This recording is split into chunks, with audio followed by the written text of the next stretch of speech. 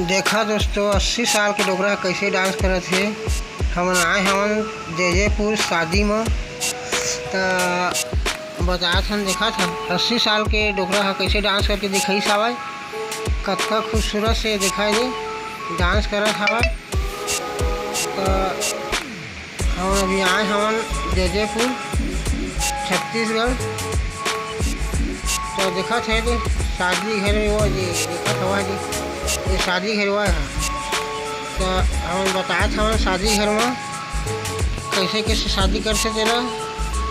और मस्त देखा थे लहसुन उसुन कछु का ही नीचा से नहीं खाना उना बनाए मस्त।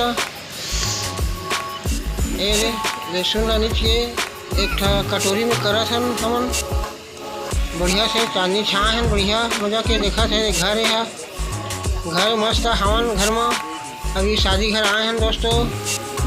तो हमारे चैनल सब्सक्राइब करिए लाइक करिए दोस्तों। जय हिंद।